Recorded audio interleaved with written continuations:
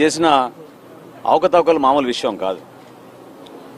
ఎప్పుడైతే civil supplies డిపార్ట్మెంట్లో ఒక ప్రక్షాళన జరగాలి, కొన్ని పొరపాట్లు జరుగుతున్నాయని మా దృష్టికి వచ్చినాయో రాష్ట్ర వ్యాప్తంగా ఒక వీడియో కాన్ఫరెన్సు నవంబర్ 26వ తారీఖున రాష్ట్రంలో ఉన్న ప్రతి గోడౌన్లో ఉన్న యాజమానిని, అక్కడున్న మా డిస్ట్రిక్ట్ మేనేజర్లని, జాయింట్ కలెక్టర్లని మా పౌర సరఫరాల శాఖ నుంచి మా ఎండి గారు ఒక వీడియో కాన్ఫరెన్స్ ఏర్పాటు చేసి రేపు ఉదయం నుంచి మీరు ప్రతి బస్తా లెక్కబెట్టి ఆ గొడవల్లో రిపోర్టు మాకు అందించాలని చెప్పి ఆదేశించడం జరిగింది.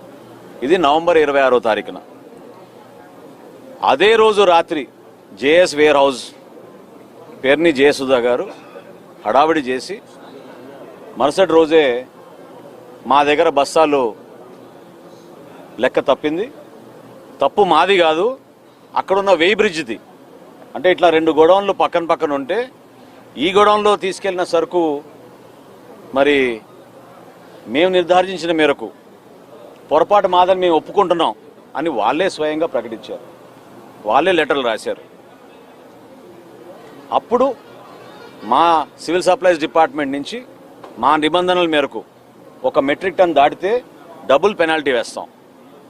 ఆ విధంగా నిర్ధారించి వాళ్ళని 1,71,00,000 రూపాయలు వాళ్ళు కట్టాలని, ఇమ్మీడియట్గా వాళ్ళపైన క్రిమినల్ కేసులు తీసుకోవాలని 27వ తారీఖున మా సివిల్ సప్లైస్ ఎండి గారు అక్కడున్న మా జిల్లా యంత్రాంగానికి, జాయింట్ కలెక్టర్ గారికి, ఎస్పీ గారికి ఉత్తరం రాయడం జరిగింది.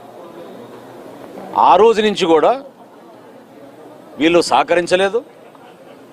నోటీస్ ఇచ్చి మీ గోడౌన్ని మేము వెరిఫై చేయడానికి వస్తున్నామని జాయింట్ కలెక్టర్ గారు పంపిస్తే వీళ్ళెవ్వరు కూడా అక్కడ లేరు, సహకరించలేదు. చివరికి పంచనామా చేసి పోలీసుల సమక్షంలో గోడౌన్ తాళాలు పగలగొట్టి లోపలికి వెళ్ళి వెరిఫై చేసి రికార్డ్స్ అన్నీ కూడా సీజ్ చేయడం జరిగింది. మా దగ్గర ఉన్న లెక్కలు, అక్కడున్న స్టాక్ రిజిస్టర్లు, పక్క గోడౌన్లో ఉన్న స్టాక్ రిజిస్టర్లు ఇవన్నీ చెక్ చేసిన తర్వాత జాయింట్ కలెక్టర్ గారి రిపోర్ట్ మేరకు 378 మెట్రిక్ టన్నుల బియ్యం అక్కడి నుంచి మాయమైంది. దీనికి ఏం సమాధానం చెప్తారు? అనవసరంగా మీరు ఒక ప్రెస్ కాన్ఫరెన్స్ పెట్టి, అంటే మీ కుటుంబ సభ్యుల పైన పేర్లు పెట్టమని మేము ఏమైనా చెప్పామా? మీ పేరే పెట్టుకోవచ్చు కదా, మీరు వ్యాపారం చేయొచ్చు కదా. మీరే 2021లో ఈ గోడౌన్ అప్పుడు ప్రభుత్వంలో ఉన్నారు కాబట్టి ఇన్వెస్టర్ గోడౌన్గా వీళ్ళు లాక్కుని ప్రభుత్వం నుంచి సంపాదించుకోవాలని ఓ దుర్మార్గమైన ఆలోచనతో చేసిన కార్యక్రమం ఇది.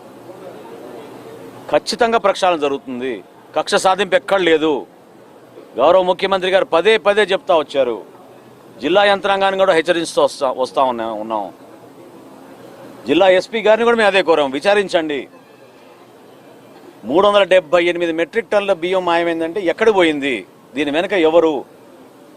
ఇక్కడి నుంచి సర్లు వెళ్ళినప్పుడు ఎక్కడికి వెళ్ళింది? కాకినాడకి వెళ్ళిందా, విశాఖపట్నంకి వెళ్ళిందా, కృష్ణపట్నంకి వెళ్ళిందా? ఇన్వెస్టిగేషన్ పూర్తి అవ్వాలి కదా. వీళ్ళే హడావుడి చేసుకుని వీళ్ళే డీడీలు కట్టేసి తప్పు మేమే చేసామని వీళ్ళు సొంతంగా నిర్ధారించుకుంటే దాంతో సరిపోదు. నేను తెనాల్లో ప్రెస్ కాన్ఫరెన్స్ పెట్టినప్పుడు కూడా చాలా క్లియర్గా చెప్పాను, ఇన్వెస్టిగేషన్ పూర్తి అవ్వలేదు. వాళ్ళు తొందరపడి ఏదో లెక్క నిర్ధారణకు వచ్చారని అనుకుంటున్నారు. నిన్న నిర్ధారించారు 378 మెట్రిక్ టన్నుల బియ్యం అక్కడి నుంచి మాయమైంది. ఖచ్చితంగా దీనికి మీరు పెనాల్టీ కట్టాలి, క్రిమినల్ కేసెస్ మీ పైన పెడతారు.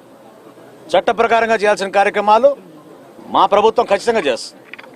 అంతేగాని ఇందులో ఎవరిని కూడా టార్గెట్ చేసి వ్యక్తిగతంగా ఇబ్బంది పెట్టాలన్న అవసరం కూటమి ప్రభుత్వానికి ఏనాడు కూడా లేదు. మీ నాయకుడు చేసినట్టు మా నాయకులు ఎప్పుడు చేయరు. పవన్ కళ్యాణ్ గారు కానీ, చంద్రబాబు నాయుడు కానీ ఎప్పుడు కూడా ప్రభుత్వం అంటే ప్రజల్లో విశ్వాసం నింపాలి, నిజాయితీగా పనిచేయాలి. కానీ ఎవరైతే ఇటువంటి చర్యల్లో పాల్గొన్నారో వాళ్ళని కూడా వదిలే ప్రసక్తి లేదు. కాబట్టి ప్రజలు చూస్తున్నారు, వ్యవస్థ ఖచ్చితంగా ప్రక్షాళన జరుగుతుంది. అందులో భాగంగా మీలాంటి వ్యక్తులు ఎవరైతే ఇటువంటి కార్యక్రమాలు పాల్గొన్నారో ఖచ్చితంగా మీరే ప్రజలకి క్షమాపణ చెప్పాలి. పేరు నాని గారు కూడా నేను కోరుతున్నాను, ఒక బాధ్యత గల మంత్రిగా మీరు వ్యవహరించారు. గతంలో సుదీర్ఘమైన రాజకీయ అనుభవం ఉంది. పొరపాటు జరిగిందని మీరే కదా ఉత్తరం రాసింది. మరి ఈరోజు ఇతరులపైన నిందలేస్తున్నారు. కోర్టుని ఆశ్రయించాలి కదా. ఇప్పటివరకు 3 సార్లు ఆశ్రయించారు కోర్టుని బెయిల్ కోసం. గౌరవ కోర్టు ఏ నిర్ణయం తీసుకుంటుందో చూద్దాం. ఈలోపు ఇన్వెస్టిగేషన్ జరగాలి. 378 మెట్రిక్ టన్నుల బియ్యం పక్కదారిని వెళ్ళిందనేది నిర్ధారించాం. స్థానికంగా ఉన్న పోలీస్ యంత్రాంగం ఇప్పుడు ఖచ్చితంగా దానిపైన లోతుగా అవగాహన తెచ్చుకుని ఇన్వెస్టిగేషన్ చేస్తారు. ఇప్పుడు గోడౌన్ యాజమాని ఎవరైతే వారి మీద కేసు పెడతారు, కానీ కొత్తగా మేము రాసుకొస్తాం ఆ పేర్లు చెప్పండి. ఎందుకు పెట్టారు మీ భార్య పేరు మీరు అసలు ఆ గోడౌన్కి? మీరు ఆలోచించుకోవాలి. అది ప్రజా జీవితంలో ఉన్నారు, ఒక బాధ్యత గల పదవిలో ఉన్నారు మీరు ఎందుకు అట్లా చేశారు? దాన్ని మీరు ప్రశ్నించుకోవాలి. ప్రభుత్వాన్ని కాదు ఈరోజు ప్రశ్నించేది. ఎవరిపై? ఆ యాజమాన్యం పైన కేసు పెడతాం. జేఎస్ వేర్ హౌస్ యాజమాన్యం ఎవరు అంటే పేరుని జయసుధా గారు, వారితో పాటు ఉన్న అక్కడ మేనేజరు, వీళ్ళిద్దరిపైనే కదా ఎఫ్ఐఆర్ రిజిస్టర్ చేసింది. ఇప్పుడు వేర్ హౌస్ మేనేజ్మెంట్ సిస్టమ్ అని ఒక కొత్త సాఫ్ట్వేర్ ఏర్పాటు చేసి 26వ తారీఖు నవంబర్న 27 నుంచి రాష్ట్ర వ్యాప్తంగా ప్రతి గోడౌన్లో కూడా తనిఖీలు జరగాలని మా శాఖ నుంచి మేము ఆదేశాలు ఇస్తే జాయింట్ కలెక్టర్ గారి ఆధ్వర్యంలో ప్రతి జిల్లాలో కూడా జరుగుతోంది. తూర్పుగోదావరి జిల్లాలో కూడా మీరు చూశారు 2-3 చోట్ల జరిగిన విషయాలు, నంద్యాలలో చూశారు. అనేక ప్రాంతాల్లో మాకు మొత్తం వివరాలు తెప్పించుకున్న తర్వాత తప్పకుండా ఈ వివరాలన్నీ కూడా మీ దృష్టికి తీసుకొస్తాం.